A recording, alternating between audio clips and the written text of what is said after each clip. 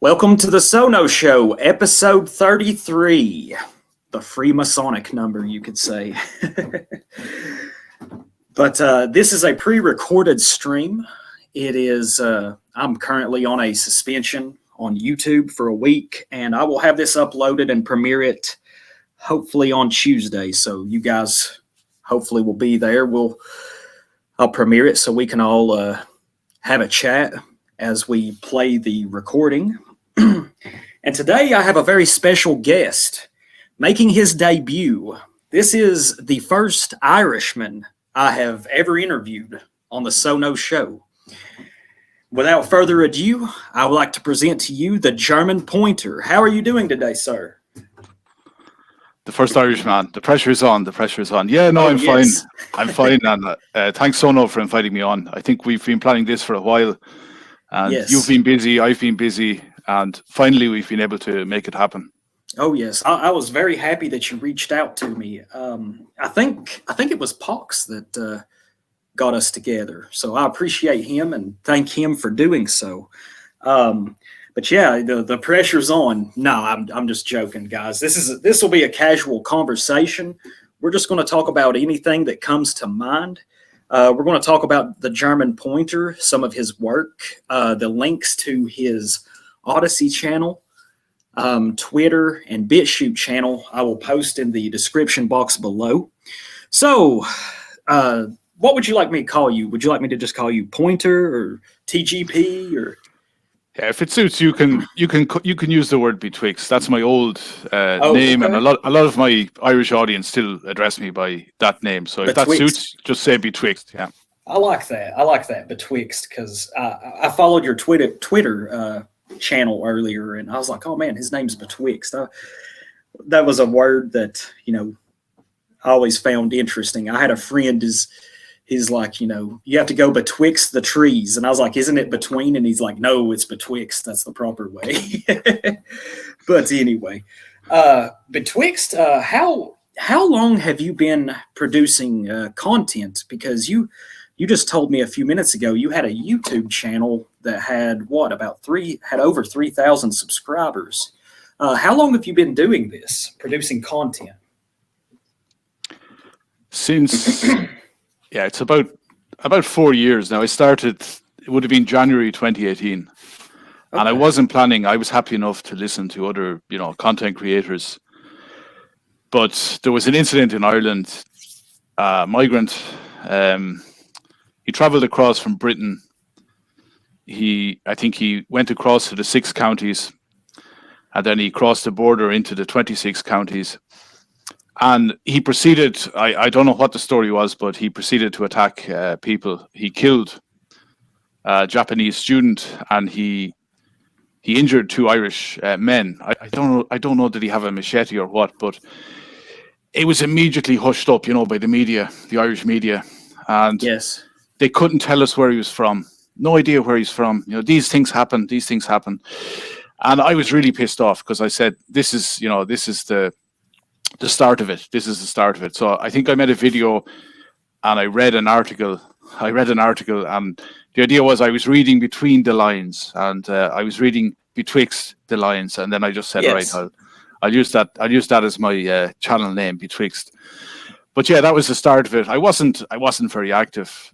I'd make a video maybe once a month, once every 2 months. And then I think it was the latter part of that year, maybe from October onwards, I became a bit more prolific. And yeah, it was just generally what a lot of people were doing then. You'd look at news articles. You weren't overly impressed with this whole multiculturalism, this mass immigration. And I think a lot of us, we could see what was coming down the tracks. And unfortunately, that's all come to pass. Yes. It's very tragic. I look at it like this. What has happened in America, our southern border is virtually non-existent right now. I currently live in an extreme southern Appalachia, I would say. And I live in Tennessee, southeast Tennessee, I should say, but I work down in northwest Georgia. And the diversity, I was shocked at this town that I predominantly work in at how many Mexicans are there. I was raised in Northeast Tennessee, an extremely rural part up in the northeast corner, deep in Appalachia. Uh, Very rural, but it was we didn't have any diversity up there. It was the population in my home county is like I think 98.6% Native European or white, you could say. But the real tragedy, what I was trying to get at, what's even more tragic than the American experiment is what has happened in Europe since, I guess, 2014, 2015? Is that when the migrant crisis really accelerated, you could say, in Europe? Yeah, it would have been. Well, we were getting. You were getting them beforehand. Yeah, course. we were, but not in the same numbers. I think Yes. from the year 2000 onwards, for example, in Ireland, you could even go up to Dublin City, and you could be there all day, crowded streets. Yes. And you might not see a single African. This is 22, 23 years ago. Yeah, not that long ago, really. No, it's not very long ago. Like one generation. Yeah. And now, if you go to Ireland, there are towns and villages in the west of the country that are predominantly non-Irish. So wow, that's a massive, massive change. And I think I spoke to Pox about this, I think earlier, well, I was going to say earlier this year, last year. And, I said to him that America, there is this idea that it's the melting pot. Obviously, where you come from, you've got a certain identity. yes. And I'm sure there are other parts of the States where you've got certain identities. But, looking, as someone looking into the United States, we just, from the media and all the rest and Hollywood, we just got the feeling it's a multicultural country. And, the different groups that are there. So I've heard, I've listened to a number of your videos, and you mentioned that you're of Ulster, Ulster Scots? Yeah, my ancestry is largely English, Ulster Scot, and I've got a little bit of Danish ancestry on my father's side. But it's predominantly Ulster Scot, Northern English. That is the largest ethnic group that settled Appalachia. There's also a German. There were a lot of Germans that also settled in Appalachia. A lot of these Germans came from the southern part of Germany. You could think of like the Mennonites or the Amish. There are several Mennonite and Amish communities spread throughout central and southern Appalachia. But yeah, that's my ancestry, largely. Right. I've got to hand it to the Amish, but yeah, getting back to it, like, I think the white Americans, for example, this was my impression that they kind of accepted that their ancestors had left Europe, and maybe other racial groups had left Europe. And although you could carve out parts of the country, and they could be predominantly, let's say, Ulster Scots or whatever, there was this idea that the United States was, you've had Africans there for hundreds of years. Yes. Yeah, more or less. From the beginning, almost. Yeah, that's what I was going to say. It's more tragic what has happened in our ancestral homeland of Europe than what has happened over here. Here in Ameriqua, as I like to call it, we were kind of screwed from the get-go. We brought, of course, we had the natives that were here already. I'm sorry about that. Sorry about that notification. I need to cut that off. But anyways, we had the natives here, all the different tribes. The Cherokee and Catawba tribes were the two main tribes that were here in southern Appalachia. We also had, due to the plantation system, they started bringing in slaves from Africa. We were kind of screwed from the get-go. But what's happened in Europe is really just a true tragedy, in my opinion. It's a disaster. I think that's it. I think, my impression is like there are a lot of Americans of Irish descent there, and they cared less about what was happening in the States than they care now about what's happening in the home of their ancestors. Yeah. it cuts them to the quick. They're just they kind of presumed America, was a capitalist, experiment, and everyone was there to make a buck. But you could always get out of the rat race. You could always move back to Europe and be amongst your people. Yeah, exactly.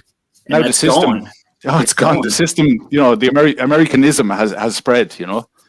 Yeah, I have really extremely mixed feelings about America. I think my friend Patrick summed it up the best. He calls America a Judeo-Freemasonic shopping mall. So,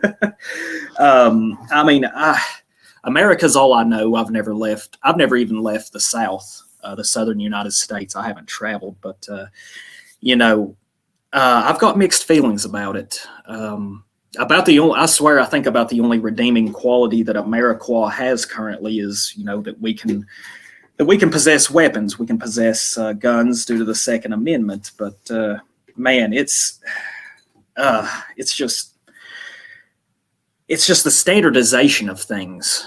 That's what gets me, is especially over the last, I would say, 50, 60 years, each small town in the United States resembles, unless there is some notable landmark or geographic feature in the small town, even the villages, they all look alike because of this corporate cancer, is what I call it.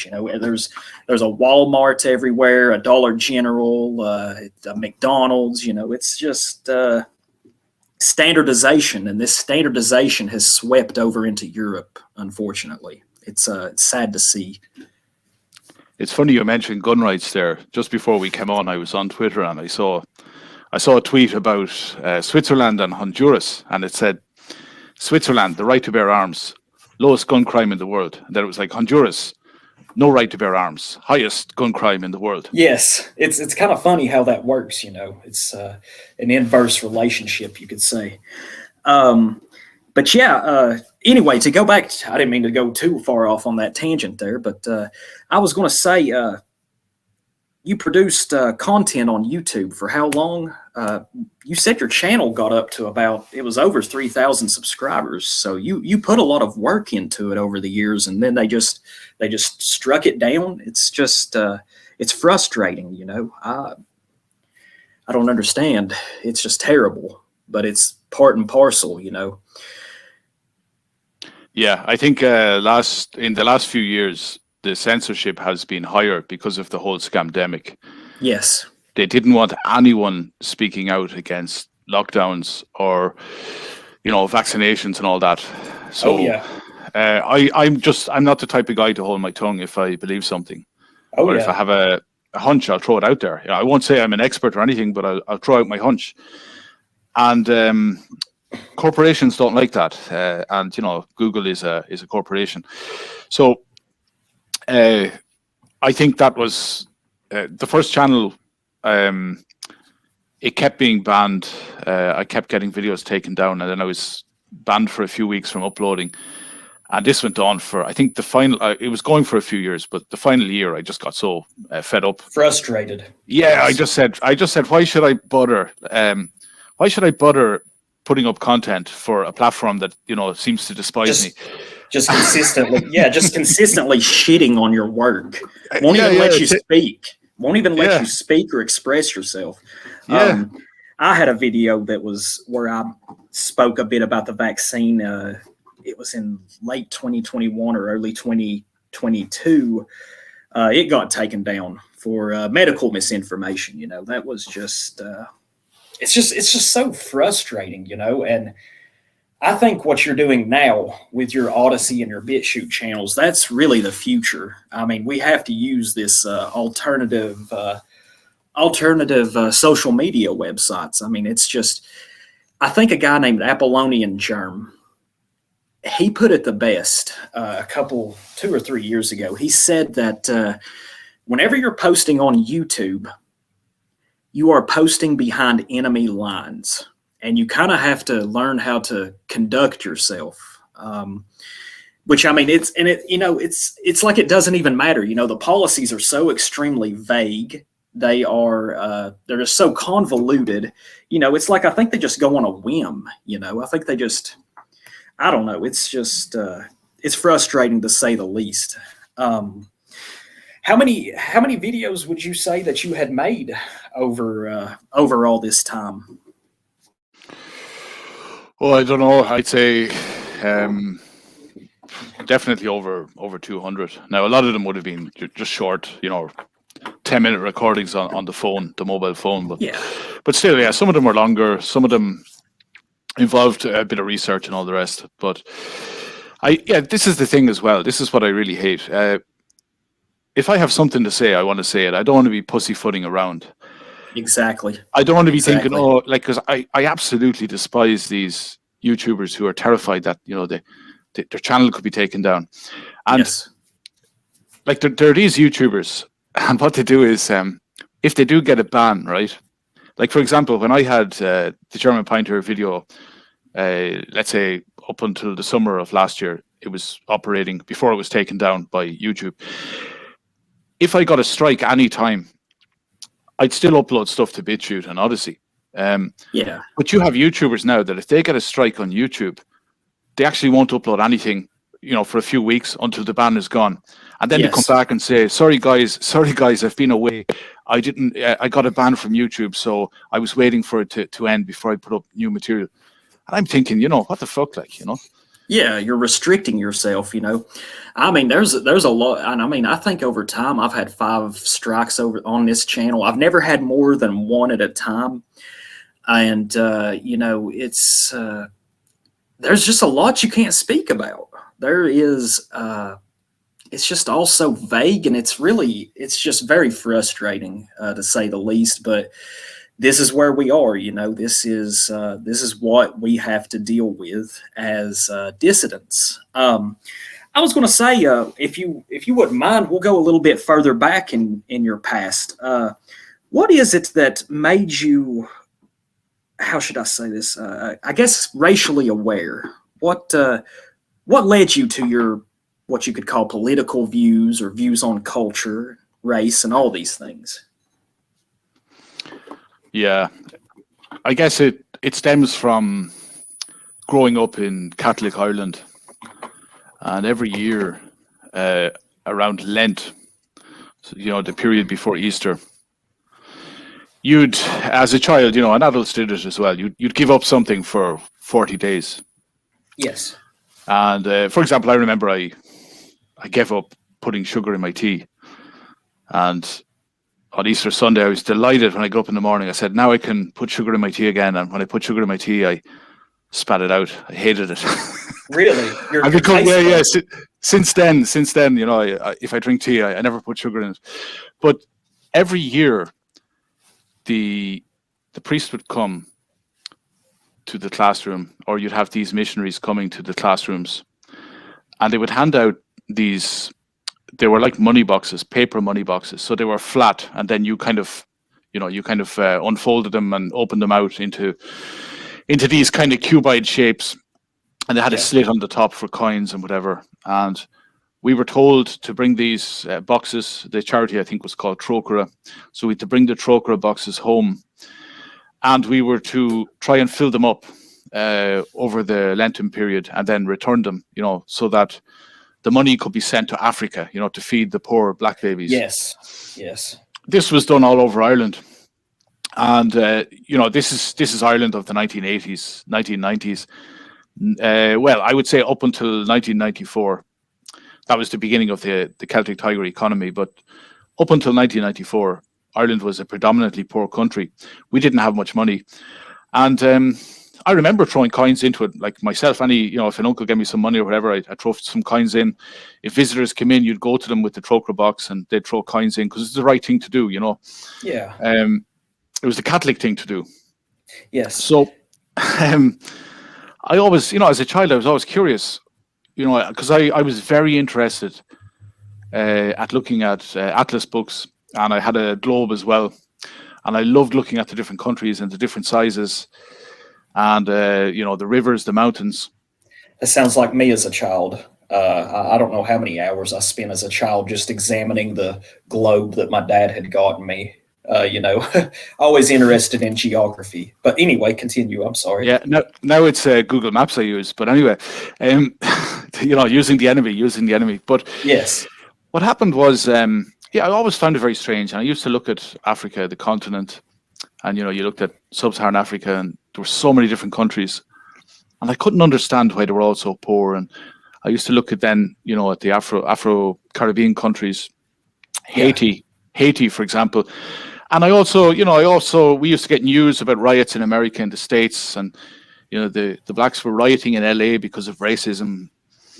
And I just Yeah. thought it was very strange, because America was the richest country in the world. How could black people be poor in America? America was richer than any country in Europe. So Yeah. I had questions, I just had questions in my mind, but I didn't dwell on them too much. I just thought it was very odd. Didn't stack up. Yes. And as I got older, then, we had a lot of American TV shows. We had the Cosby Show, where you had a, kind of Bill middle class. Cosby and the middle class black family. Exactly. Yeah. And he was a wonderful father and grandfather. He had all the parenting skills. Yeah, and he was pretty comical. It was a pretty funny show.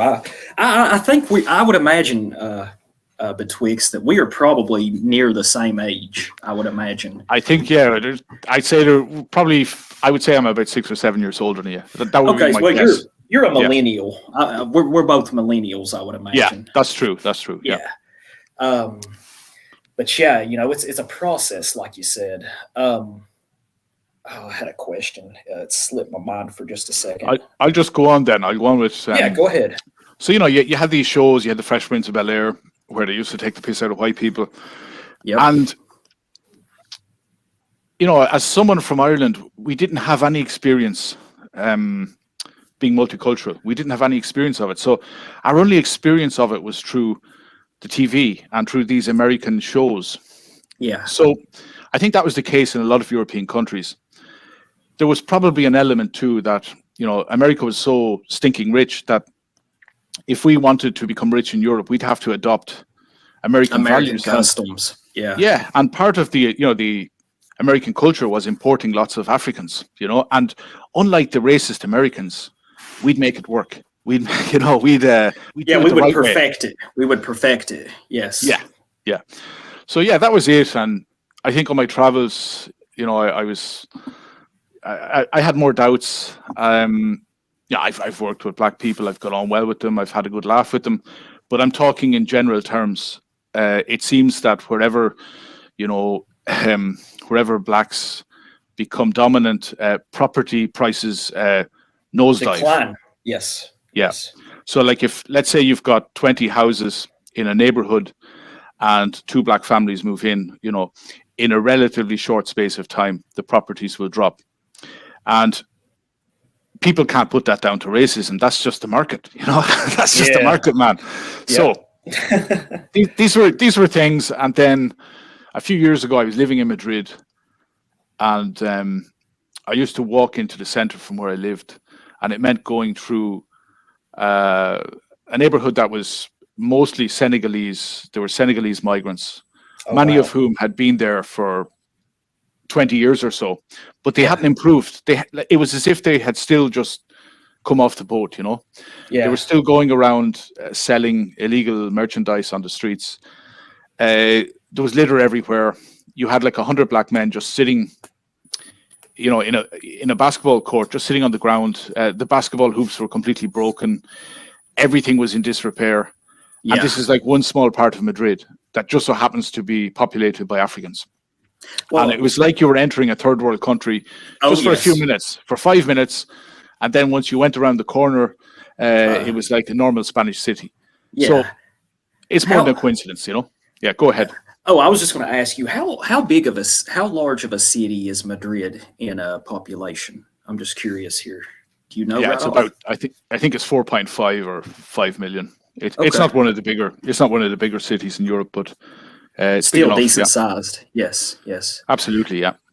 And what it finally came back to my mind. You were talking about that charitable operation that the Catholic Church did, where you all were just gathering things, and for people in Africa.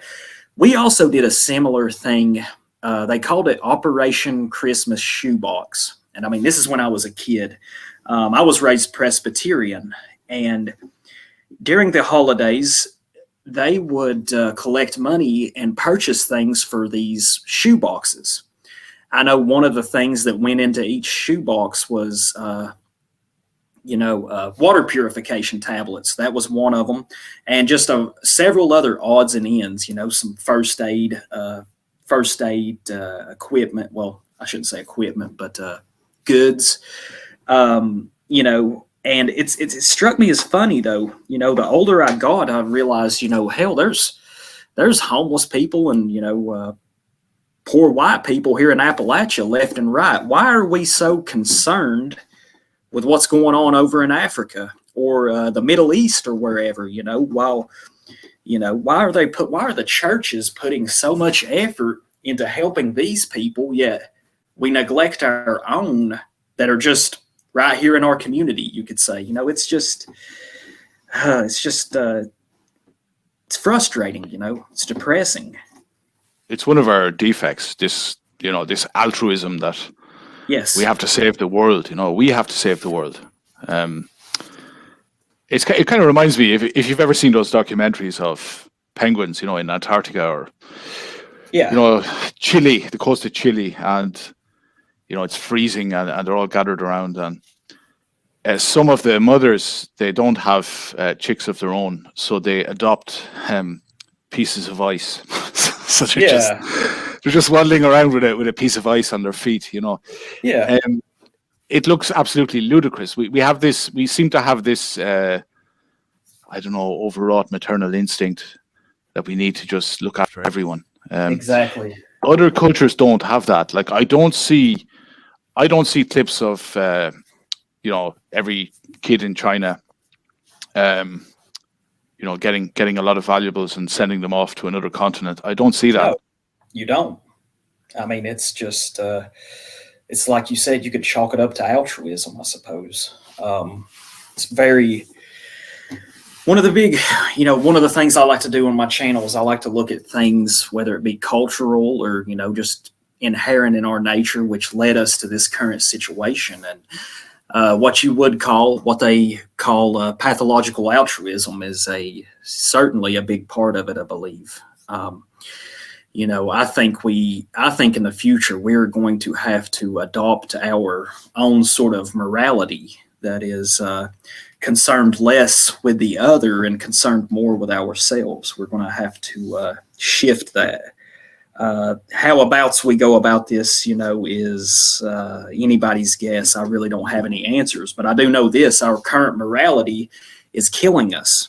It's killing us quickly. So, anyways, I was going to say I think it might have something to do as well with the whole idea of seasonality. That as a people, we're used to working hard in the springtime, in the summertime, in the autumn time. Yes. And then, we collectivize, we store all this food for winter. And, if we do well, there'll be a surplus, and that surplus can be shared with those who haven't worked so hard. A social welfare system, if you will. And this is obviously being expanded now to look after people who are from the tropics, where you don't have seasons.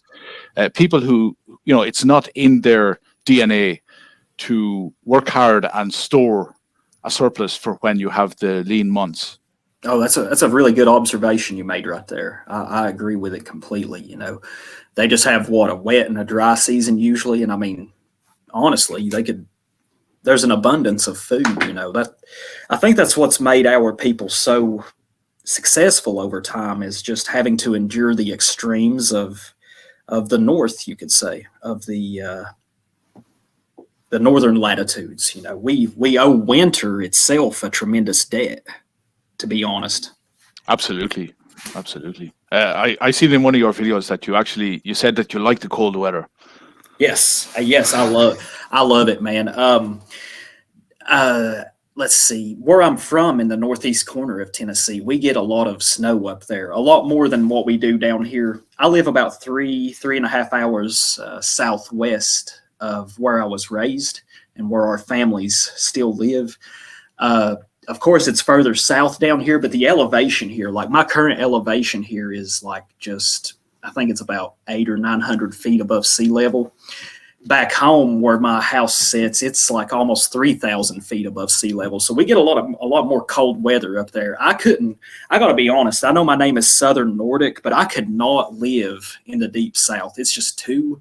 I lived in the deep South briefly for about a year when I was a young man. I lived in outside of New Orleans. I worked at an oil refinery down there, working construction. Man, that heat down there and the humidity is just something else. My blood's too thick for it. I can't handle it. I prefer spring and fall. But even down here where I live currently, the summers are hotter than I would like them to be honest. I was going to say, heck, I've recently watched some of your videos, what you have put up on Odyssey, and to get a feel for you, and to see what you like to talk about. And I must say, I'm really impressed with a lot of your stuff. And you are an extremely well-read man. You have a very thorough knowledge of what you could call classical European literature. I really enjoyed your videos where you were talking about some of your favorite books. I have to say this, you are certainly much more well-read than I am. One of the videos I watched actually just this morning was your video. What was the title of it? Let me see here. Give me just a second. Okay, their ignorance will be their downfall. I believe you uploaded it on Odyssey. It says here 19 days ago. You talked about, that's what I love about your channel. You talk about your trips to the cafe. I really enjoyed the story of the Australian and the argument that you got in with him over the Aboriginals that inhabit that area. If you want to talk a little bit about some of your encounters in the cafes, because I know you started the video that I just mentioned. You were talking about how this infant child could play this video game on an iPad or a tablet of some sort, yet he probably couldn't even walk yet, If you want to elaborate on that some, I really enjoy your stories from the cafe. Sure. Just first and foremost, I think you're as equally well read as I. I'm not. Because you're constantly quoting books. You're constantly quoting books. I've never heard of them. So, yeah, I'll get on. I'll get on to it. The cafe, yeah, a few weeks back. So I was having a coffee. I was reading a bit, and I just noticed like to my left and down a bit, there was a table, and it looked like a mother and her son, and then it could have been the sister of the mother or a friend. I'm not sure, but the kid was there wasn't a peep out of him. He was staring. He these. He was transfixed. Yeah, these animals that can't, whatever animals they can't blink. He was just absolutely hypnotized by this screen. And I mean, this was an infant. Like this, I would be surprised if he was over 12 months of age. Yeah. And he was holding a phone or a tablet. I think it was a tablet, and he was playing a game. He was actually playing a game, and at some stage, like there was a croissant or maybe I don't know, some chocolate cake in front of him, and at some stage I think the mother must have decided, well, he better eat something before we leave. So she started telling him, you have to eat, whatever, you have to eat, your food before we go. And he ignored her. He was just still transfixed. So she took the tablet off him, and he went absolutely ballistic. He started shouting, like screaming, and his arms were punching the air. He was just absolutely. It was like a little storm, a little cyclone over in the corner. And the mother got embarrassed then because people were looking over. So she handed him back the tablet, and then he was just back to normal. He wasn't shaking from his anger. He was completely calm again, sedate. And I just thought to myself, this infant, I would be pretty sure he wouldn't be able to walk yet, And here he is playing some sort of game, and he's completely in the game. And I just found it quite disturbing. And it is disturbing. What you said right there. There was a similar. Now I do not remember this. I was maybe a year and a half old. When I was a child, we were at I was with my family, of course. we were at some seafood restaurant, and apparently I'd gotten mad over something. Like I said, this is before, I mean, I was just a year and a half old. And I did like this kid. I pitched a fit and I grabbed my milk. I had like a little, I guess, cup of milk, and I threw it and it hit someone at the table next to us. Like it splattered milk all over them. And like I said, I don't remember this, but my mother and father, they were mortified. They took me to the bathroom and probably disciplined me a little bit, you know. And I mean, what do you think that says about modern parenting in a way, you know? Whenever I had excellent parents, but I mean, if we acted up, if we got out of line, and me and my younger brother, we were just habitual line steppers. Honestly, we were little hellions, you could say. They'd whip our ass, you could say. You know, what do you think about that? You know, this it's just like parents nowadays just want to spoil their children ridiculously. Do you sense that as well over there in Europe? Yeah, I think, you know, the modern parent now tries to be their, you know, little boy or little girl's best friend. And exactly, and that's a huge mistake in my opinion. It's a disaster. It's a disaster. Who can the kid look up to when, you know, their father or mother is down on their knees, speaking to them in a babyish voice, you know? Yeah, and will just cater to their every demand and every whim and desire, you know? And I mean, I'm not saying my parents, they weren't abusive in the least, but I mean, if we acted up, you know, they'd bust our ass, and we deserved it, you know? And, you know, it's just, I don't know, man. It's just, I think that's another reason why our people are in the state they're in, is just a lack of discipline, you could say. I mean, even as a child, you know. Anyways, what were you going to say? I was going to say, I think this is the reason as well why, you know, schools now seem to have more control over kids than the parents have. Oh, they do. They absolutely do. And parents, I get the feeling parents are afraid to rock the boat. And they're kind of, if you ever read books about communism, if you ever read Solzhenitsyn, for example, you have this idea that the kids are walking tape recorders for the Communist Party. And whatever goes on in the home, they'll report it to the teacher, and then the teacher will report it to whatever top communist individual, and then the police will rock up at the apartment and they'll take away the kids. Yeah, they'll take away the kids or threaten them in some manner.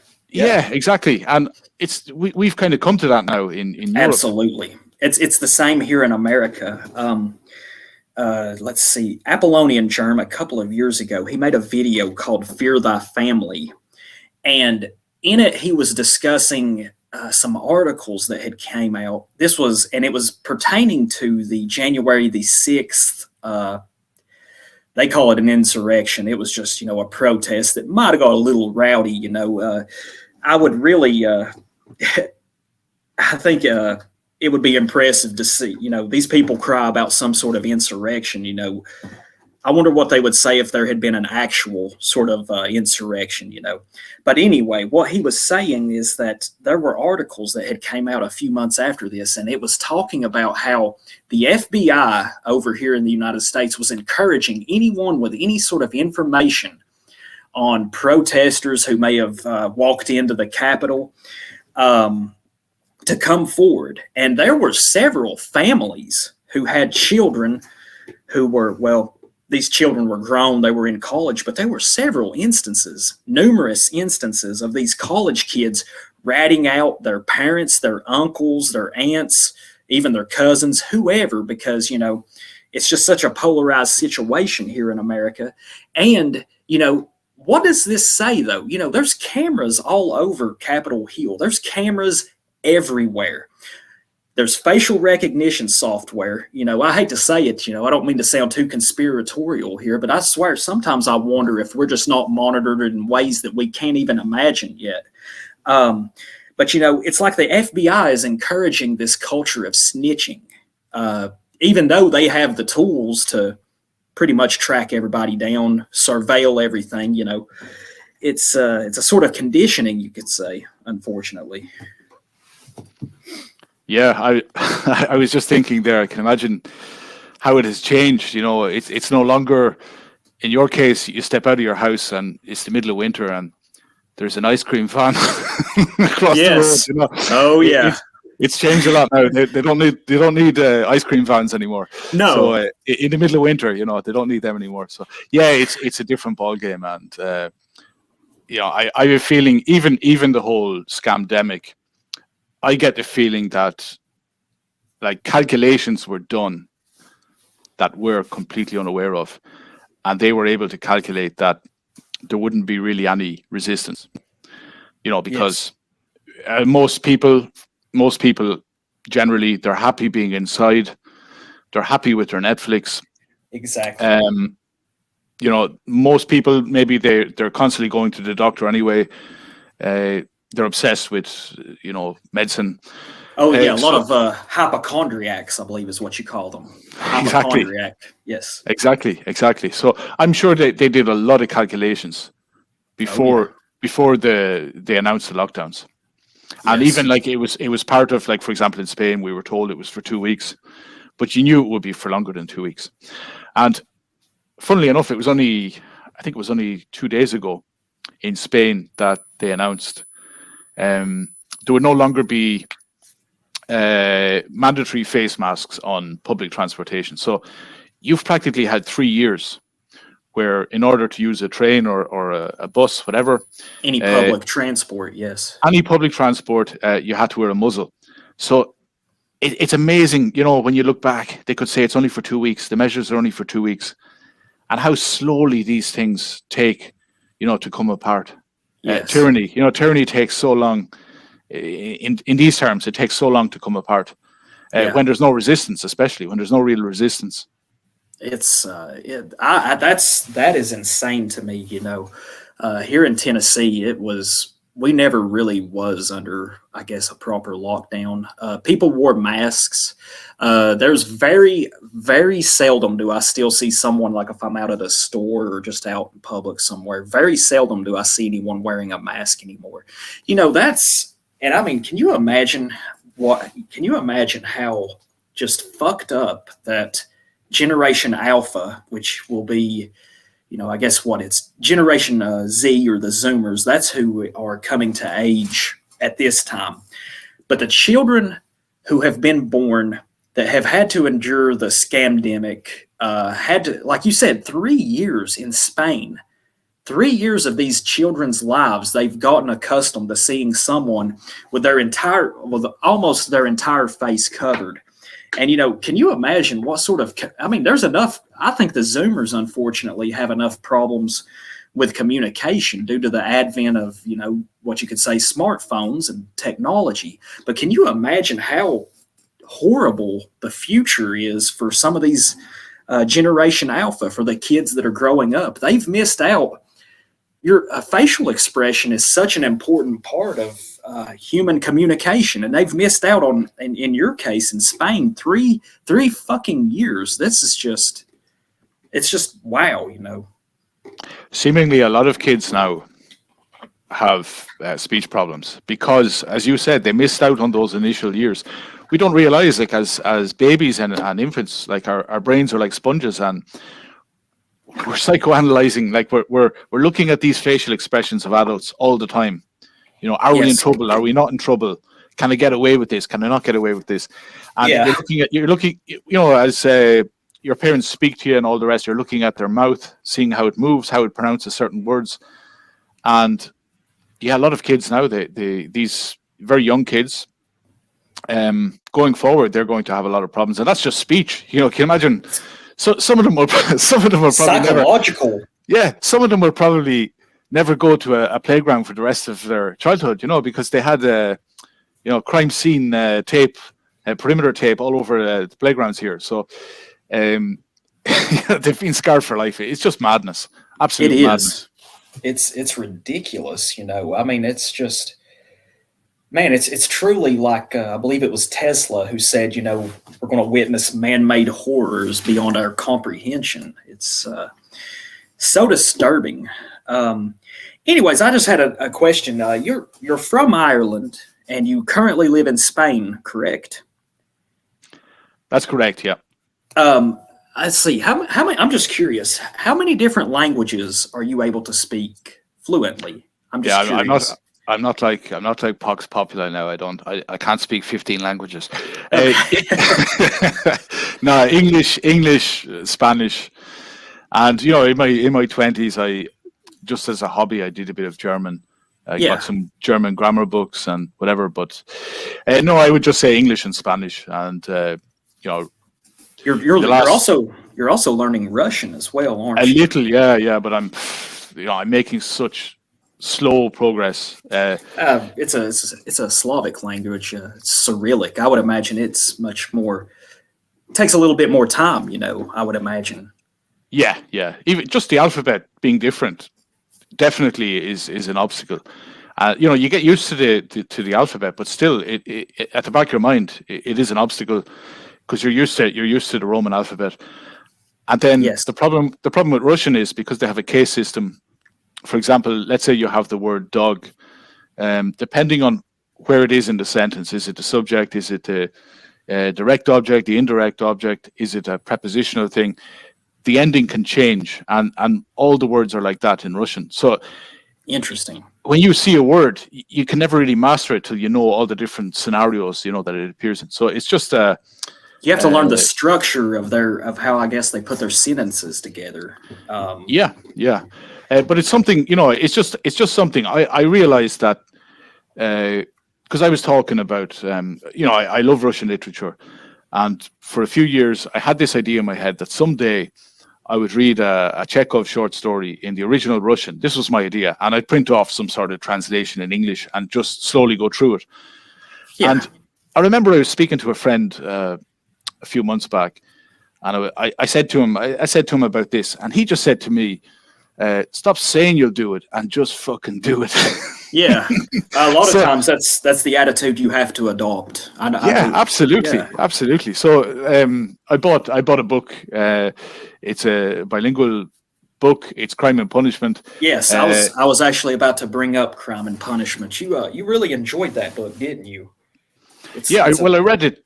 I read it many years ago, so I've forgotten a lot of it. And because now I'm trying it in Russian, it's taken me 2 weeks to get to page 6. So still that's still, it's a great book. progress. It's a Yes. fantastic book. Yeah. Yeah, you said it has the like it's in Russian and English as well, correct? Yeah, it's they call it, I think, a graded reader. So if you want to learn another language, you can buy one Yeah. of these books, and let's say you've got depending. In my case, it's English on the left, Russian on the right, Yeah. but it gives you a few. Maybe it gives you like 2 or 3 paragraphs, and then you've got a little glossary of the word in Russian and the Yes. translation in English. And for example, in Russian, if they give you a verb, they might give you another verb that's similar to it. So you don't need a dictionary generally. Yes. So I recommend this for anyone. If you want to learn German, you want to learn French, um, just get one of these books. You don't need the internet.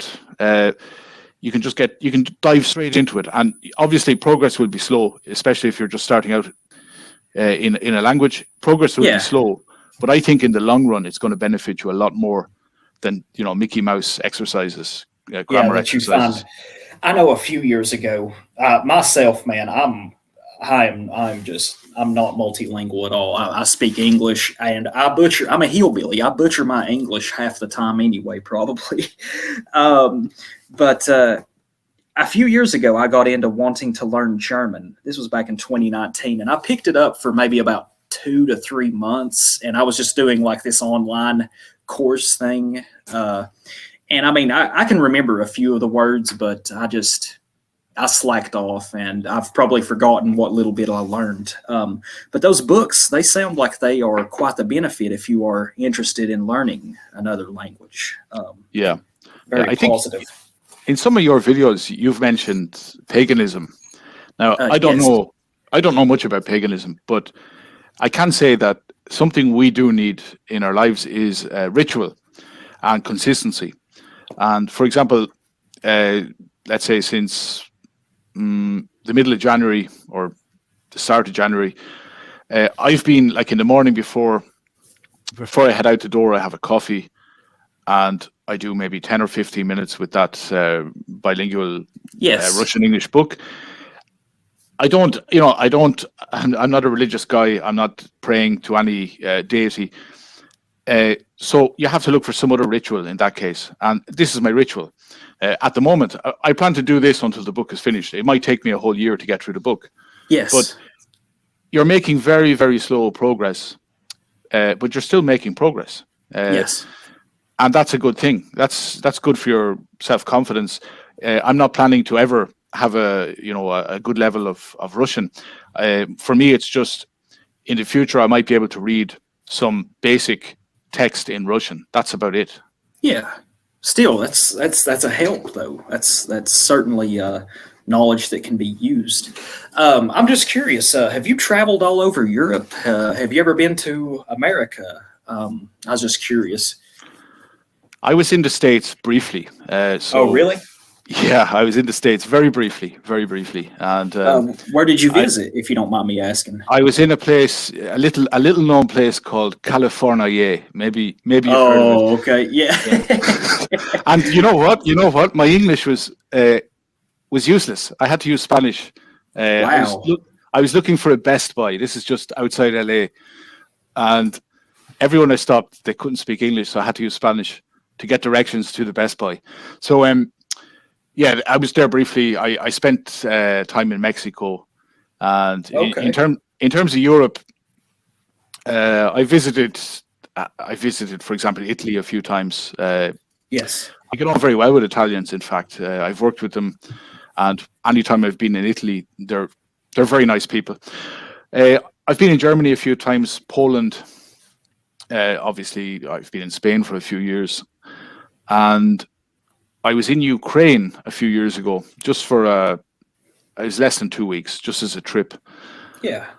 And I have to say, Eastern Europe is quite nice. People run it down. They say, "Oh, people I are very cold," but I don't yeah. get that. I think they're just very cautious, which is the way you should be. Yeah, I have a friend that I speak to online quite a bit. I believe it was in 2020. He managed to travel over to the Ukraine there and I think he spent like 2 months over there. And he sent me a lot of pictures. He was in Kiev or Kiev. It's so strange how they start spelling all these words. Like I think they spell Kiev, Kyiv now. It's just like what the hell. But anyways, man, it was a very beautiful city. The pictures that he sent me a video that he had filmed, and it was actually at like midnight or it's dark. It's starting to get late, and he's in this square in Kiev, and it's just Ukrainians walking around. Some of them are sitting together. It's like a square. There's beautiful buildings. The architecture is beautiful, and they're just lounging, sitting on the stairs, talking to each other, having a good time. There was really no diversity in sight that I could see, and he was talking about how great of an experience he had over there. So that kind of that matches what your description of it was, certainly. Yeah, they don't have much money. They're the poorest people in Europe, more or less. But they seem to have a very high quality of life, which kind Yeah, of proves the point that we don't need to be millionaires to exactly. enjoy life. And the Ukrainians, from what I saw a few years ago, they were a great example of that. They had enough money to buy clothes. They weren't buying very posh clothes or anything. They bought average clothes, but they dressed well. They all looked very athletic. The women were incredibly beautiful. Like my head was spinning. That's what he said. I You got to couldn't. keep your Yeah, head on a swivel. yeah. I never saw anything like it. And I remember Wow. a friend of mine, a Scottish guy. I told him I was going to Ukraine, and when I got there, he started texting me saying, "I want evidence. I want evidence of these beautiful women." Yes. Um, Send just me the the way, receipts. yeah, exactly. The way they walk around, they're very feminine, very polite. Didn't get the feeling they were slutty or anything like that. Just very classy. That was my impression of Ukraine, and it's so sad to see Oh, what's going on now. that's what I was about to mention is, judging from your experience and from my friend's experience, it makes you really question the motives of this war, you could say. I mean, it's pretty obvious to us nationalists what's going on and what the end goal is. Uh, I have honestly, I've not kept up too closely the last several months regarding the Russian and Ukrainian conflict. I know here in the dissident right or whatever, I've grown to hate the term dissident right or just the right. That's the political spectrum we deal with, and it's what everyone uses. But over time, I've grown to just view this whole the jargon and these terms with a bit of contempt in a way. But I don't have a side. I don't really like either side fighting each other because, I mean, if you think about it, the only people that are dying are the common white Russians, the common white Ukrainians. Those are the two that are going to suffer. There's oligarchs on both sides. There's Julinsky, as I like to call them. Putin, he's influenced heavily by, the you-know-who-ish oligarchs in Russia. So, it's just, it's like you said, it's just a complete tragedy, what's going on there. It's terrible. It looks like Ukraine will become just like the rest of Western Europe. And, Globo homo yeah. lifestyle will be promoted exactly. there. Yeah, and they'll carve it up. They'll carve it up and just fill it with third world migrants. Exactly.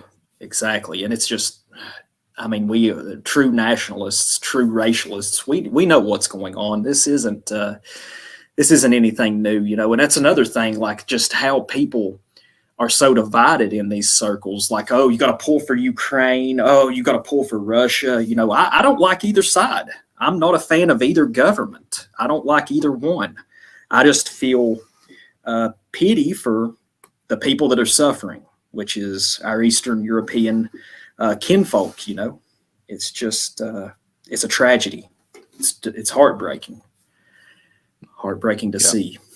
And there's no end in sight. There's no end in sight. I think it'll be dragged. They're dragging it. Yeah, they're dragging it out as long as they can. It's frustrating.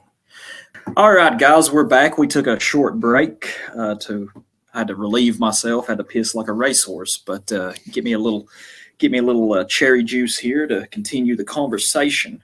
I was just sitting there thinking, as I was on my break, about how you said that you had been to California. This is sadly one of the pitfalls, I think, in what you could call European and American relations, is that when Europeans come here, it's usually that they end up just seeing the large cities. They just see New York City. They may go to California. Perhaps they go to Chicago.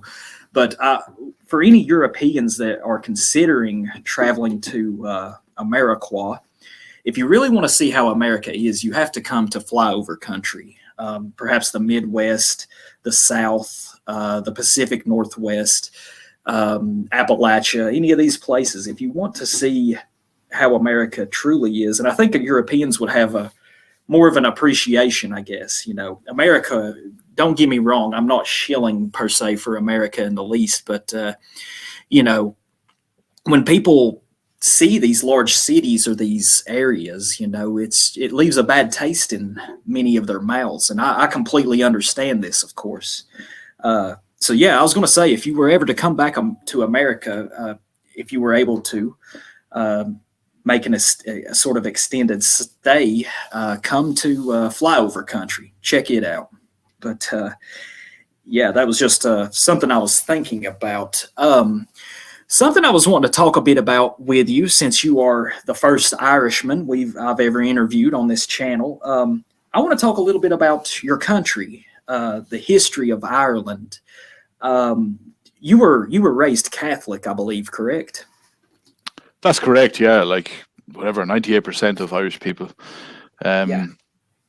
Catholicism was very strong, and I'm from the countryside as well, so it was even stronger, all pervading.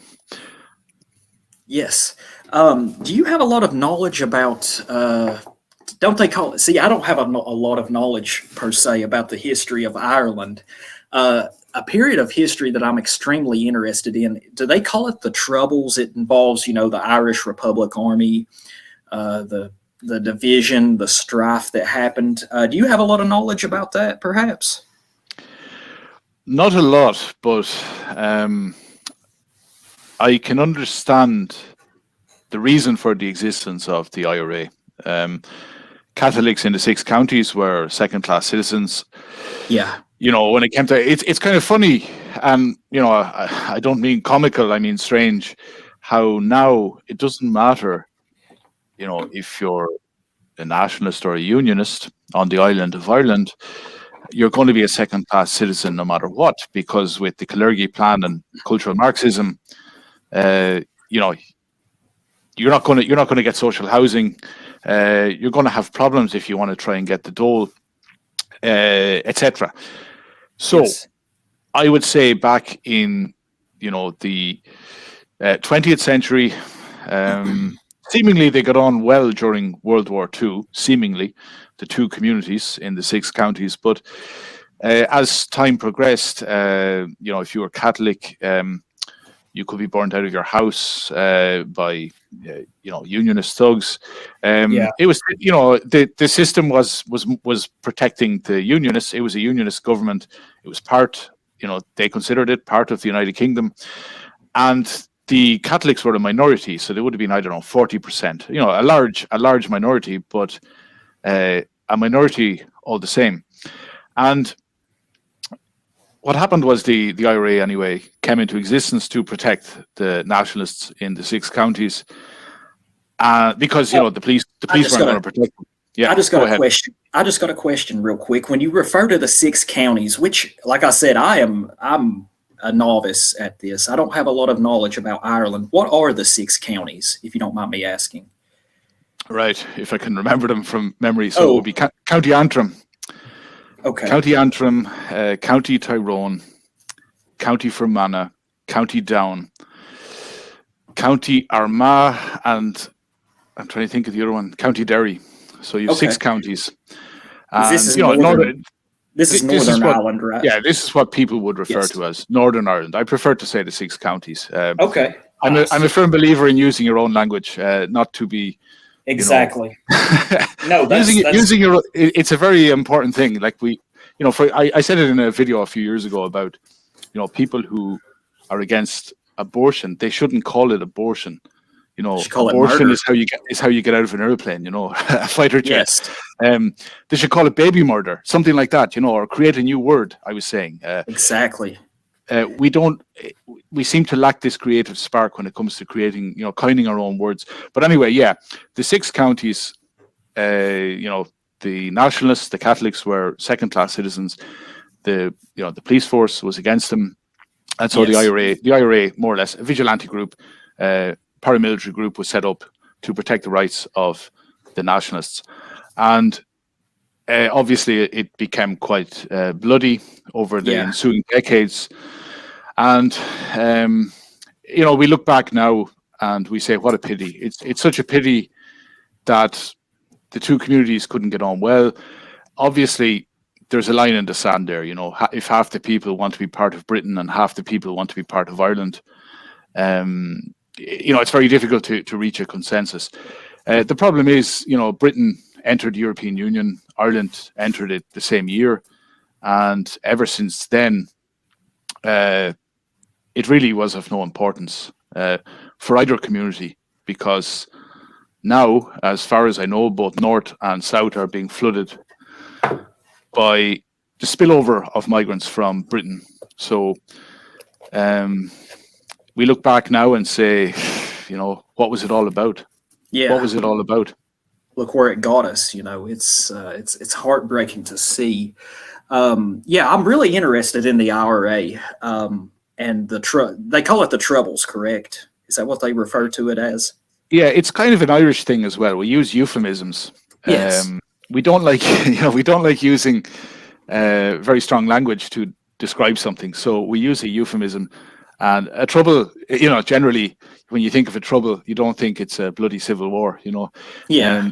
But that's what it was called, the Troubles, yeah. Interesting. That's fascinating. Let's see here. I was going to ask you, it's kind of related. There's a book that I have here. It's called Finding the McCains. It's written by a friend of mine, an older gentleman that lives in Mississippi, but his name is Barry R. McCain, and he's written several books on Ulster Scot history. And this particular book here, back in the 70s, he began going to Ireland to track down his family heritage. The Ulster Scots, they came from Scotland, obviously, but for perhaps a generation or two, they were on the plantations of Ulster. I was just curious, have you ever heard of a guy? He was a Breton nationalist, which I believe is Brittany in France. His name was Alan Husaf, I believe is how you pronounce his name. He was one of Mr. McCain's guides in his research whenever he would take his trips from Mississippi up to Ireland back in the 70s, 80s, and 90s. Have you ever heard of this guy by chance? He was a Breton nationalist. He was in World War II, and he was I believe he was in the German SS because he wanted, that's ideologically, that's where he fell. Have you ever heard of this man by chance? He led a very interesting life. I have not, but I'd be interested in knowing a bit more about him. Yeah, there's a section of this book that I have here where he's talking about Alan Husaf. Like I said, he was originally from Brittany, the Brittany region of France. Celtic nationalism. He really valued the Celtic countries, but following the loss of World War II, it is said, Mr. McCain, he can't confirm this per se, but he said he always heard that Alan Husaf was quite connected to, you've heard of Otto Skorzeny, haven't you? Have you ever heard of Otto? I have not. This is where my ignorance of nationalist literature is. No, it's is no, in view. I just wanted to speak a little bit about this. Otto Skorzeny was considered by the Western press to be the most dangerous man in Europe at one time during the war. He led the rescue mission that rescued Benito Mussolini whenever he was captured, and Otto Skorzeny personally led this. He was said to be Hitler's favorite soldier, but he survived the war, of course. And it said that Alan Husaf was in contact with Skorzeny, and Skorzeny helped arrange his escape to Ireland, and that's where Mr. Husaf lived out his days. I didn't mean to go off on that tangent there. That's just a period of history that I'm greatly interested in. Let me go on the record and tell your audience that I have heard of Benito Mussolini. Okay, I figured you had, obviously. But yeah, Otto Skorzeny was a tremendous soldier. He was brilliant. And his life is very interesting. There's a lot of myth and legend regarding his life, especially post World War II. Have you ever heard of Operation Gladio, or ever looked into the years of lead in Italy, perhaps? I've heard this it's funny you mentioned it. I was even thinking of it today. What is Operation Gladio? Because I've heard it mentioned in so many streams. I think I've heard it mentioned in one of your streams as well. Yeah, I've talked. I was trying to think. Was it in America? Where was it? What's it about? So it was in Europe. Okay, Operation Gladio was the formation of these. They call them stay behind networks, and they got this idea from the Germans. Whenever Germany, in 1943, it was starting to become apparent that Germany was going to lose this war. They were fighting a war to the death, a war of attrition, because they knew that, it was over basically, but they couldn't surrender. They just wanted to keep going because they knew that their way of life and everything was going to be destroyed. But what the Germans did is they set up these stay-behind networks in various countries, on the Eastern Front. They also had them in Italy. And whenever the Allies or the Russians, the Soviets, whenever they would take over these areas, a lot of times what they would do is they would just have these people These Germans who had a knowledge of the area, they were probably friends with some of the local people. A lot of times what they would do, especially the Allies, the America and Britain, France to a degree, what they would do is they would either kill these people outright, line them up against a wall, or they would tell them, they're like, hey, you've got a lot of information here, a lot of intelligence, a lot of files. You're going to come work for us. And if they didn't come work for them, well, basically it was face the wall. So the Americans adopted this strategy, Operation Gladio, of these stay-behind networks. They had them set up in Italy, Germany, especially Belgium, Italy, the Netherlands were pretty big areas for this. And these were these fascist fighters. And they say Skorzeny was connected to a lot of these in his later life. But it's like I said, there's a lot of myth and fiction regarding Skorzeny's life. But these stay-behind networks, they were theoretically, there was weapon caches, cash, gold hidden in various areas all across these countries. And what this was for is these ideologically, what you could call fascist fighters, were going to lead the resistance in case the Soviet Union was ever to invade Western Europe. But over time, over the decades following World War II, these sort of networks began to be used for a lot of nefarious things. Like you could say, there was, have you ever heard of the Dutroux affair that happened in Belgium and the Netherlands? No. No. Oh, it was extremely depraved. I did a stream with my friend John Fashcroft and my other friend Pat, a series of streams talking about the Dutroux affair. It was a huge scandal. Child abuse, pedophilia, child sacrifice, and it went to the highest levels of the Belgian government. SoNo. This was only a few decades. Was this in the 90s in yes, Belgium? 1996. Right. 1996. I saw a documentary on it a few years back. Yeah. There's connections to Gladio there as well. There was the Brabant killers. That was basically just state-sponsored terrorism. That's something interesting to look into that I'm going to probably make a video or stream about soon. But in Italy is where it was at its most violent. And what happened was there's so much mystery around it. And I've tried to research it and study it over the last probably year. Italy was a hotbed for this stuff. There was violence. There was the Bologna bombing. There was the what else was there? A lot of terrorism, both what they call red terrorism and black terrorism. Black terrorism being fascist motivated terrorism. It's extremely interesting, but yeah, that's basically in a nutshell what Gladio was. And American intelligence was fairly manipulative on both sides, I believe, of the political spectrum. Let's see, there was the kidnapping of the Italian Prime Minister Aldo Moro, the Red Brigades, which was a sort of violent communist faction. There's a lot of circumstantial evidence that Henry Kissinger is the one who ordered the kidnapping for these communists to kidnap Aldo Moro. It's an interesting period of history. Man, I'm sorry, I didn't mean to go off on this huge tangent. No. I'm interested in hearing it. I like when people go down rabbit holes.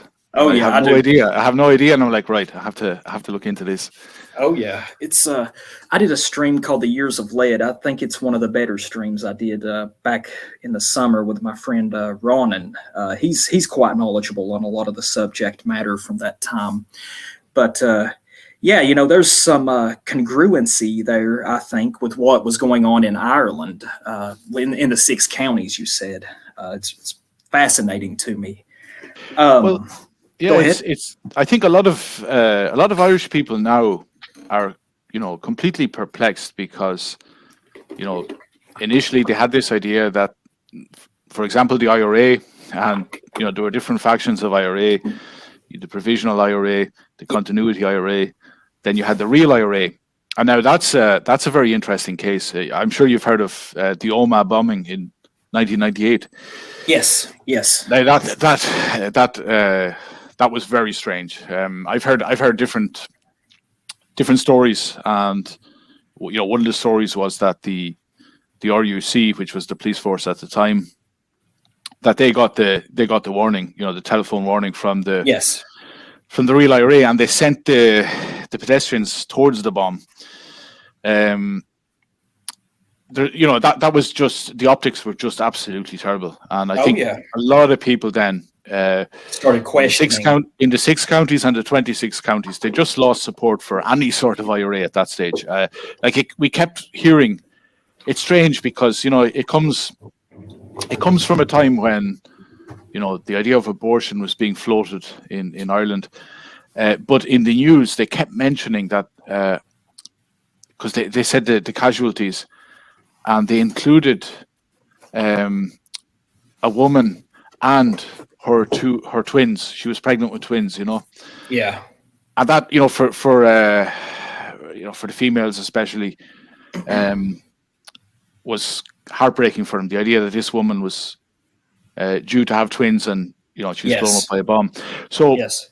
How many people were killed? How many lives were lost during that? I think it was like, I could be wrong. I think it was like, was it 29 or 30 or something? So it was pretty catastrophic. Yes. Yeah, and seemingly, obviously it would have been a mess. I'm sure some people survived, but maybe without limbs.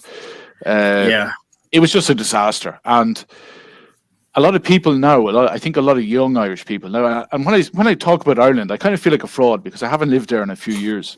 And there are people. Your blood's Irish. You're I know, but there are people who are still, there are Irish people who are living there who would be able to speak, much better than I would about what's going on in Ireland now. But my sense is that a lot of Irish people, and particularly young Irish people, they're very confused because they grew up with this notion that the IRA, it was there to protect them against, the final thrashings about of the British Empire. Yeah. And now the political party that was connected to the IRA, Sinn Féin, it's a completely cultural Marxist party. It cares more about George Floyd than it does about Irish people. Wow. So it's been subverted, obviously, completely subverted.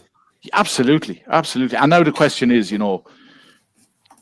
are kind of questions over the leadership of the IRA, the leadership, not the average guy who would, who felt it was his patriotic duty, to put it up against the British Empire and to defend his people. Not the average Joe Schlo. We're talking about the top brass of the IRA and the political mouthpiece of it, Sinn Féin. Questions are now being asked. Were they always commie bastards? Yeah, that's what I wanted to ask you. I didn't want to reveal my ignorance on such a thing, but I have heard that the IRA was were they ever supported by the Soviets at one time, or is this? Can you confirm this, or am I completely off the mark? And I was just curious. I don't know. I know they had connections with Palestine. The PLO. Exactly. Yeah, those groups. And I think Gaddafi in Libya. I think he helped them get arms at some stage as well, and whatever other groups around the world. So there was a left wing. I think there was a left wing thing there at the very beginning. Yeah. Interesting. Yeah. It's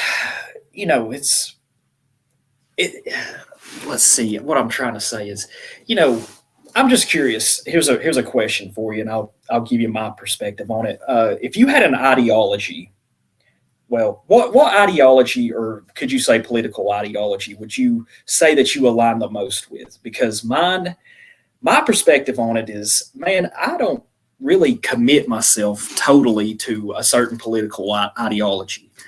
I'm a simple man. I am kind of, in some ways, I am apolitical to a degree. I just consider myself a racialist, a white, our enemies would call me, obviously a Nazi or a, white supremacist. I'm just a white racist, you could say. I care about my own. I don't commit myself to any of these labels. There's certain aspects of different ideologies, such as, National Socialism or One that I'm quite interested in is national anarchism, which I wouldn't commit myself to either of these labels.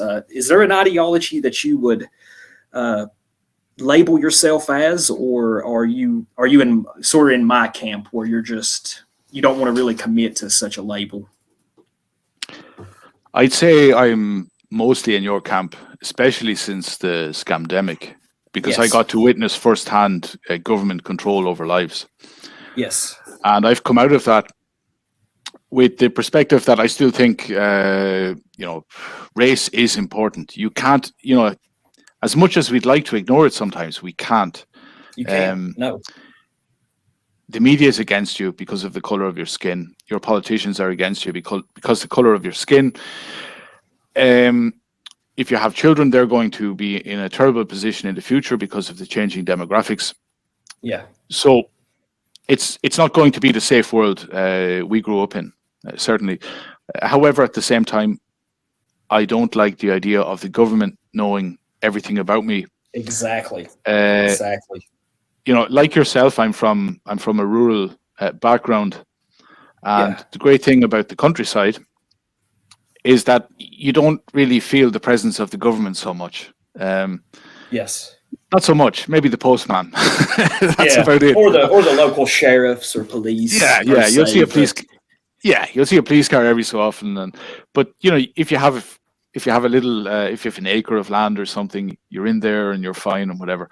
Um, Obviously, you're connected to the power grid and maybe the water supply, but it's not like living in a city. oh And I yes. realized here in Spain, the last number of years, I got to experience uh, an overbearing government, and I didn't like it. I Yeah. did not like it one bit. And going Medically forward, like, totalitarian, you could say. yeah, well, for example, the idea that they want you to put a nappy on your face, what you'd call a diaper, on your Yeah. face.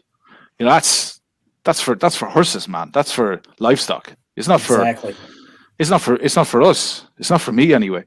The idea that they would try to inveigle you into getting an experimental injection put into your bloodstream, you know, Yeah. um, and then they would cut you off if you didn't get it. So, for example, I had this chat with Pox Populi last year.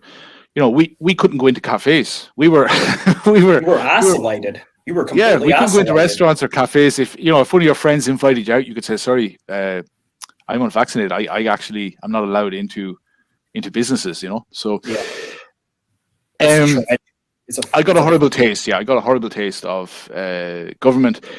I always feel that government at heart is mediocrity, and I don't want to be mediocre. I exactly. don't want to be.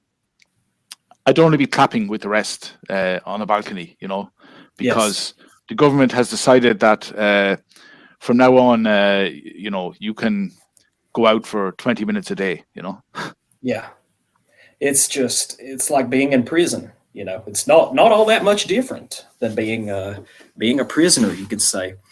And that's one thing I've noticed in whatever this is that we're in. You could call it the dissident right or whatever, but there is a certain there's a worship of authority, you could say. Now, myself, I do believe certainly in like a hierarchy of things, even though I might consider myself having some sort of anarchic tendencies or thoughts once in a while. Why do you think this is? Because there's a lot of big names that were shilling. They've shilled for Russia, China. Why do you think this is? Why? I don't. Like I said, I believe in a hierarchy, but I don't. What I detest is worshiping authority for authority's sake. And why do you think that is here in these? It seems to be prevalent in these circles. What's your thoughts on that? I get the feeling these are people who haven't experienced real life. Everything has been through books. Now, I'm an admirer of books, but like yourself, I like getting out hiking and Experiencing experiencing things. things. Coming across people in life, chatting to them, finding out their perspective, etc. I get the feeling these people live in their own ivory towers, and They're they perpetually salivate. online. They're Yeah, terminally online, you could say, I would unfortunately. say, so, and I would say, they were maybe they were kind of nerds in school, and Yeah, I believe that. I can yeah, believe that, I get a feeling unfortunately. they were nerds at school. They were maybe bullied a bit, and now they've got, let's say, 50, 60,000 subscribers hanging on their every word, and they suddenly feel like jocks, Yeah. and they love the idea of. They feel that they've earned their stripes now that they've got so many subscribers, and maybe they're making a living from their channel. Now I have to Yeah. say, if someone can make a living from whatever YouTube channel, Their etc., content you produce, yeah. yeah, I think I'm not I'm against not it. I think opposed. Yeah, I'm not opposed to no, it either. I think fair play, but it's when they start getting notions of themselves, and I get the feeling that because when the scandemic happened, because it wasn't in a book, they couldn't process it. They Yeah. just couldn't process it, and the easiest thing for them to do was to deride, people like us who spoke out against it, Yeah. and they can't now because it's all We were about. proven correct, I believe, I believe so honestly. too. I believe so too, and it will always be. I think it will always haunt them in a way that the biggest fraud in human history, maybe since along with World War II. Since a certain event that we probably can't speak of on this Yeah, platform. yeah, yeah, exactly. Yeah. Happened right in front of their noses, Yep. and they didn't have the balls to talk about it. They were afraid that they'd look like conspiracy theorists. They would. They were afraid Some that of they'd them. lose. Yeah, I go was going ahead. to say. I was just going to say some of them would even cheer some of this shit on. I just.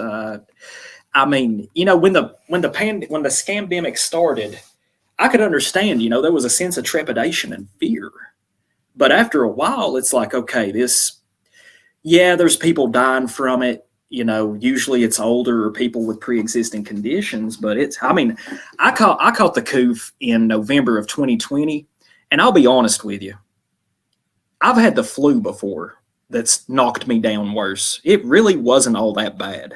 I could tell something was up. I could tell I felt under the weather, ran a fever for a couple of days, had a sore throat, but it wasn't anything, I wasn't bedridden, to be honest. I mean, hell, I got 2 weeks off of work because back then they gave you 2 weeks off automatically with pay.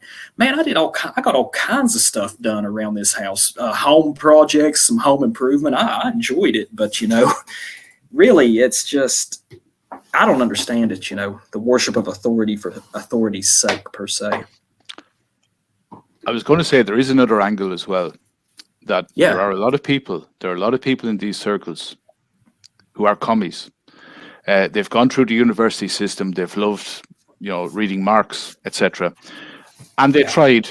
I get the feeling they tried to, get into those groups, but because they're Caucasians, they were rejected. That's and they've crawled on their hands and knees into nationalism, and they're kind of. I kind of feel sorry for them because on the one hand, they still believe in the whole communist thing, but on the other hand, they know that they'll never really be accepted in today's, current communism. paradigm. Yeah, exactly. You took the word right out of my paradigm. Yeah, they won't be accepted, and therefore they have to kind of go along with the whole nationalism thing. And you only really see that kind of communist mindset coming through when they're salivating talking about China. Yeah, when the Chinese government, when the Chinese Communist Party gets its officials to weld an apartment block door shut, and then there's a fire and loads of people die, and they can't even say this was a tragedy. They actually, for them, what matters is power, the exertion of power. I think that's a great observation. That's a very good angle right there, and I do believe you are correct. Everything that you've said here, I believe, could certainly be applied as reasons that we see this currently. Let's see. I was also going to ask you. We've all heard, I believe, about the protests in Ireland regarding the current migrant invasion. Have you kept up with this much by chance? Because I've not watched it closely, but I have seen there's a lot. The Irish are pissed and they are raising hell. protesting and whatnot. And, I'm happy to see that. Have you kept up with it much by chance? I've just seen some things on Twitter, and there are people I follow on Odyssey and some on YouTube, and they've put up streams of protests. I haven't watched them. Yeah. I haven't watched them, but I've read some tweets from people, and it seems that what the Irish government has been doing is bringing in unprecedented numbers of military-age men from Africa and Asia. Now, I mean, these are colossal numbers. These are numbers that could outshine the population of a town. And beforehand, they would put them in, I forget the name they used for these. They put them in hotels, but they called them something centres. But Irish people would call them plantation centres, which is the correct word, because these people are being planted into the Irish soil, as it were. And what's happened is now they're using any building at all. So the idea of planning laws, zoning laws, etc. For example, certain buildings are not fit for human habitation. Well, that's gone out the window now. They're putting them in office blocks. They're putting them in warehouses. They're putting them everywhere. Yeah. And this is not about. They'll say it's to do with climate change. They'll give you that's another reason that's going to come in. Like, we already see them talking about it, but they're going to talk about climate refugees, even though there's not a major conflict. It's going to get a little too hot at the equator for them. Let's move them up here, Yeah. Originally we were told that, these were Ukrainians, but they're the blackest they're the blackest Ukrainians I've ever seen. That's the darkest Ukrainian I've ever seen. What the hell? I didn't know Ukraine was a tropical paradise. I know. I didn't know the sun was so bright there. What the hell? Yeah. So this is what's going on, and I think they've done it mostly in working class parts of the country, especially in Dublin. That's where they always put it. That's where they always put them. No, you're right. It's an attack on the Irish working class, and now I think the penny has dropped for the Irish working class anyway, that they're being replaced. That, these are parents, concerned parents with kids. They realize that, you've got all these unvetted migrants. Maybe you've got 300. It's like an army barracks beside a primary school. Yeah. And you start realizing that your kids are being approached by these men. You realize that you have to start keeping your kids inside. It's like another lockdown again, in a way. Your kids can't go out to the playground, and they're very, very concerned. And obviously, we've been talking about this for years. We said what was coming down the tracks. Not to toot my own horn, but we've said it, and now people are realizing it. But you can see the full apparatus of the state. The politicians, the media, and the police are doing everything to stop these protests. And they're trying to slander working class mothers who go on a protest wheeling a pram, Yeah. I think, because we spoke about half an hour ago about Northern Ireland, what I call the 6 counties. Yes. We spoke about that. And I think I'm sure you've heard of Bloody Sunday. Yes. Right. I think this is what Ireland needs. Ireland needs another Bloody Sunday. We need to, more or less, I would say for the most part, be peaceful, don't blink, and let the state expose its total tyranny. Yeah. And only then will all the masses in Ireland wake up, when the state exerts. Because at the moment, the state hasn't shot any protests or anything like that. But when the state oversteps its mark in that regard, that's when you will get a full-scale revolution in a country like Ireland. Absolutely, and that's another thing I talk about, at least here in America, is that a lot of what I would call, white nationalists, I don't think they are per se revolutionary in spirit. Some of them are, of course, but it's like some people over here, they think like protesting is the end-all, be-all. In my opinion, protesting is only a primer, you could say. It is a primer, and it's like just how you described it there. If you protest enough, and if you get, stay peaceful. But if you bring these large crowds together and you keep doing this, you will force the government, you will force the system to confront you, most likely with violence sooner or later. And when that happens, all bets are off. Yep. That's what I wanted to talk to you. Let's see, we're coming along the home stretch here. We'll probably go about another 15 or 20 minutes, but Yep. I was going to say solutions. Solutions is something that we all should be looking for. Whenever I got into this a few years ago, that's one thing that I hate about the dissident right or the broader right wing in general. It seems like, especially the mainstream right wing, at least here in America, the conservative movement. Although you could say, the dissident right it's obviously different, I believe, than conservatism, but there's a lot of overlap. What gets on my nerves is just the endless complaining.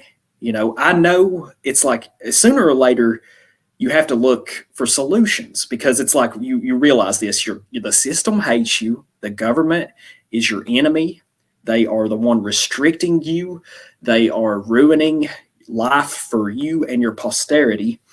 The right wing, and I'm talking, like I said, this includes all of it. It just seems like all they do is complain and lose. I want to see solutions, and I've tried to posit some of these over time. Think about things. What do you think is the solution for the native European that wants to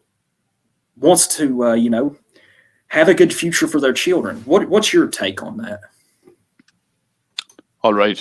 There is no big solution. This has to play out. This has to play out. This is where we probably need this, to be honest. I think, for example, I'm of the same opinion. Yeah. Okay, but I'll let you go ahead. It's kind of, not to be too fatalistic, but we do need it. Every nation, for example, needs a blood sacrifice. In the case of Ireland, let's say in the 26 counties, we haven't had one for a century. That's incredible. When you look back upon history, wars are pretty frequent. And yes, a country like Sweden, the reason Sweden is the way it is because it hasn't had a war in centuries. So yep, we need a challenge. We need to have it put up against us. We need to regain our survival instincts. I would say when you look at smaller solutions, and this is one of the reasons why, I was glad to get in touch with you and have this chat, and I've been looking at your videos, etc. You do offer solutions. And I try to. No, but for example, you had a video, I saw it on YouTube, where you went out fishing, and it's like various clips of you catching different fish, and you explain the technique you used to reel in that fish. Yeah. And for me, that's okay. For a lot of people, that's pretty simple. All right, there's a guy in America. He's going around to different rivers and he's pulling out fish. But for me, the idea is you could go out if the shops close tomorrow and you needed food. Yeah. You have a way, you have the skills, you have the tools available to go out and catch your dinner. And I think this is, I've seen videos from this guy in England. I think you've probably heard of him, the Woodlander. Oh, yes. I've had him on here once before. He's a good guy, a really good guy. I'll have to check out that video. I've seen a few of his videos, and I have to say, I'm not overly optimistic because the government, obviously, especially when the government is feeling the pinch, it lashes out, and it can seize property, private property, etc. However, the idea that you can try to set up a homestead. You have chickens, you have eggs. Eggs are full of protein. Yes. You can supplement your diet with other things. You can grow vegetables. These are definitely good ideas. We can't. I would say there's no way to be even 80% self-sufficient now. Oh, you are correct there. It's impossible. Yeah, but if you could get yourself 25%, a quarter, let's say a quarter of your food is derived from your own proximity. That's a massive step. You have It is. 25% of freedom from the system. Exactly. This is what I would call the cold revolution. It is doing what you can to either, and I'm about to make I started it the other day. It's probably going to be a video that's about an hour long, but what I consider the cold revolution is like a preview, I guess, is it is either producing against the system, it is depriving the system, it is subverting the system, it is infiltrating the system, and it is also, there's another one. Shit, I can't think of it right this second. But when I talk parasitizing the system, that's the fifth one. I don't want to elaborate too much, but production against the system. Anything that you produce, like you just said, if you were able to produce 25% of your own food, and this isn't necessarily you producing it yourself. Perhaps there's some, like for my case, for me and my wife's case, I grow a lot of stuff in the backyard. We have about an acre of land here, but just down the street, a few houses, there's a lady with chickens. That's where we get our eggs from. There is a farm in the town. Well, it's in the county next to me here. I go up there usually once every 8-9 days. I get 2 gallons of raw milk. This is helping an underground economy, you could say. And producing against the system also works to deprive the system, because, I mean, if you think about it, anything, and I mean, it's like you said, we can't be truly free of the system. It's got us. I mean, I can't produce my own clothing. I have to go buy clothes. I don't have an oil refinery. I don't have an oil well. Anytime I buy gas, anything that you purchase that you pay a tax on, that's money that is going to replace you, because that is what the government's will is. So there's depriving the system. And see, some of these things, they work hand in hand. But I do think that is a viable solution. Also, it's a solution, I call it the cold revolution. Then there's versus, the hot revolution. We can't really speak about the hot revolution on here. You can't speak specifics. There are snitches, informants, and federales everywhere. You really have to watch what you say. But I do think that things will come to push and shove. It's like you said, a sort of blood sacrifice. But for now, cold revolution, just working on trying to become as self-reliant as you can. That is the most viable solution.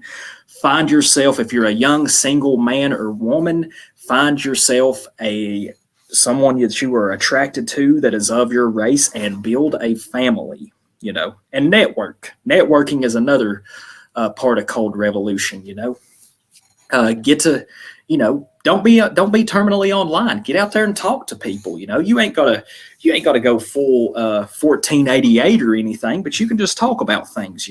And you ain't gotta start immediately. Oh, it's the Jews or whatever. But you can talk about things, and that's how you build community. You got to speak to people. I think that's an art that is lost sometimes, perhaps on the younger generation, sadly. Yeah. We have to network as well. I will say, like, there are, a lot of people, and I include myself in the working class, we don't have the capital to buy a plot of land. Exactly. But we should. That doesn't mean we shouldn't start making plans. You can make you can make a windowsill garden. Or just if your apartment, you can have your little herb garden. Just bring you a few pots out, grow. I mean, and this is really tiny. It's just a drop in the bucket. But if enough people did this, the system would die of 1,000 cuts. It would be. Anyway, go ahead. I didn't mean to cut you off. I will say as well that and some people will hate me for saying this, but it's staring you right in the face. We can also emulate the parasites in our communities. Exactly. We can, we can have, like them, our own courts. Keep it in the family, as it were. Don't go running to the cops. Exactly, our own sort of little syndicates, you could say. Not necessarily a crime syndicate, but there's a reason that this system has worked for minorities like the Italians and even the Irish that came here in, the late 19th century and stuff, here to America at least. Yeah. For example, I look at the Muslims here, Yeah. and they benefit from European work ethic, a European quality of life. They benefit immensely. However, Yes. they haven't thrown all their chips into the system. They still have, from a religious perspective, they have the imam or whatever who's sorting out little problems between families. Yes. Settling disputes. Exactly. Yeah. So we should start thinking along those lines. I know the problem is we are so much invested, as Europeans, we're so much invested into the system, but the system rejected us probably 100 years ago. I don't know how long ago it Yeah. rejected us. And many of us, it's taken us a while to find out that we're kind of outside the system now, but yet we're still paying into it and we're still worshipping it. We have to, wean ourselves off from it and Exactly. look at other avenues. Exactly. Exactly. I couldn't agree more with your sentiments there. Absolutely. But yeah, it's so hard for people to get a plot of land. This is all by design, of course. Myself, I was fairly lucky growing up. My family, we didn't, back up in Northeast Tennessee, we didn't have a lot of money growing up. We didn't do without. I wouldn't never call myself, poor or that I was in poverty. It certainly wasn't that case, but we did have a fair amount of land that my family has passed down for, I guess, about 6-7 generations now. But it's so hard to try to. I mean, the whole system is designed. You go slave away 40, 50, maybe 60 hours a week, and you're just treading water, And of course, a lot of this is brought on by the desire for comfort and convenience. If you can wean yourself from that, you are putting yourself in a position to be successful. But of course, it's just so hard it's really hard to save up any sort of money nowadays, unfortunately. Yeah. You have to get creative with it. You have to refuse yourself, deprive yourself of many comforts, you could say. Yeah, like the system, it is addictive. It is. And I can imagine my younger self, being completely manipulated by it. It's just as you get older, you see things. I was going to say, in one of your videos, I watched it there about 5 days ago. And this could be from a few months ago, I don't know. But you said it must have been something to do with fishing, or you were standing at a river. Yeah. And you said something like, I'm not the kind of guy who gets a deck chair. That does what? Who gets a deck chair and just sits at the river. You said, yeah, I hike to the damn river, or something like that. Oh yeah, I like to go. I like to go to the places. I like to go to the fishing holes that are miles away that people aren't willing to walk to, because this is where the big fish are. This is where the big trout and the big bass are. I like to go to the remote places. I don't want to sit on my ass on a lawn chair, just on the riverbank and, just be comfortable. I like to explore and find, and it's easier. I mean, really, it's easier to catch fish in these fishing holes in these areas that don't get fished much. The areas that people are convenient for people to get to, like just sit on the side of the lake or fishing off a little dock that goes out into the lake. Man, these fish here, they get caught a lot. They get harvested a lot, So they can be more difficult to catch. I like to go where it's easier and more remote, I think that's a great analogy, though, for people. That you'll have to get rid of convenience. You'll have to struggle a bit in order, yes, to get the fruits. To benefit from the fruits of your labor. You'll have to go on a journey. You'll have to struggle. Yes, absolutely. Well, we're approaching the last bit here. I wanted to give you a chance. Do you have any parting thoughts? I've really enjoyed this conversation.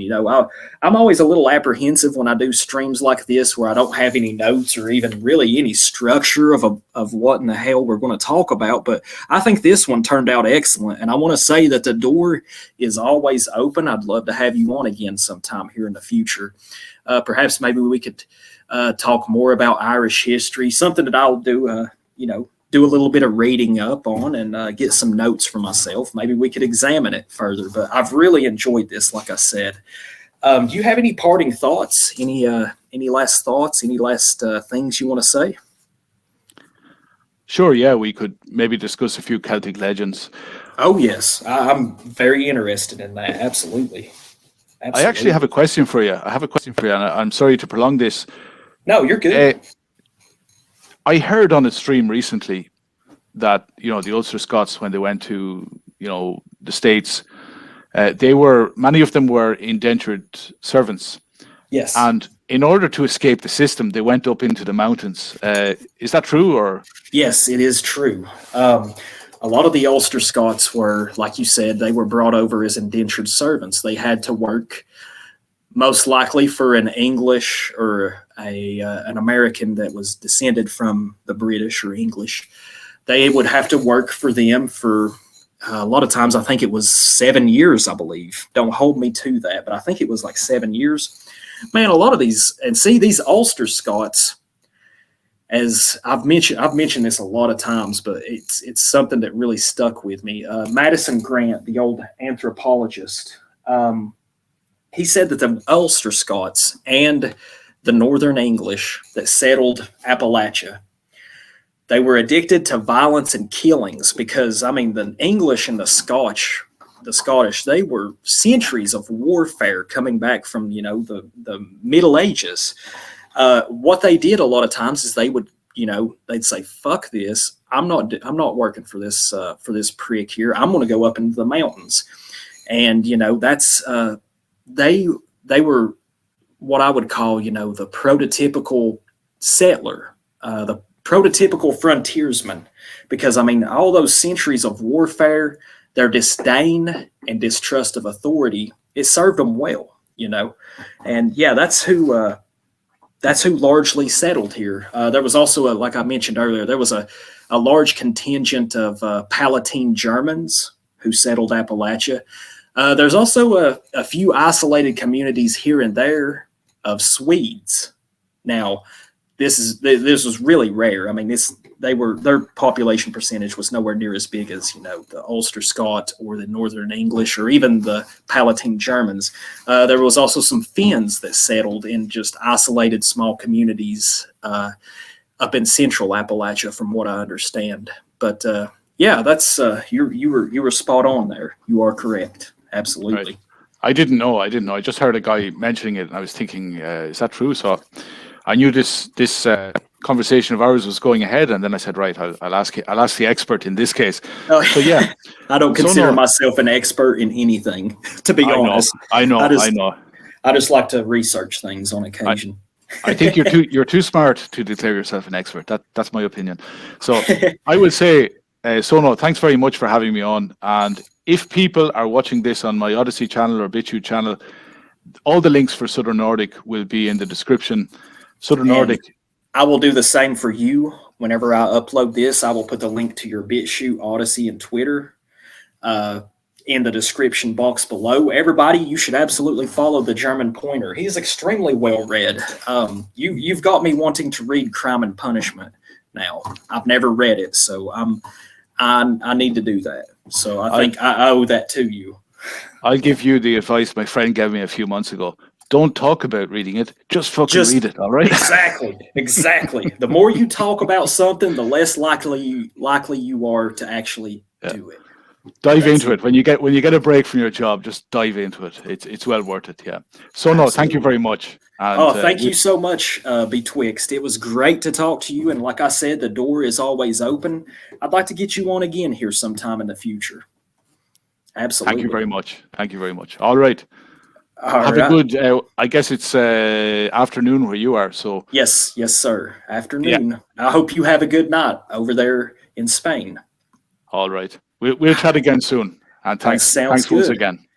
And guys, I want to thank everybody that stopped by. Like I said, check out the German Pointer. Check out his work. He is a very intelligent and a brilliant Irishman. I'm tickled to death he decided to come on. And anyways, guys, thank y'all for stopping by. And I hope y'all have a good day. And I'll see you soon. Bye-bye.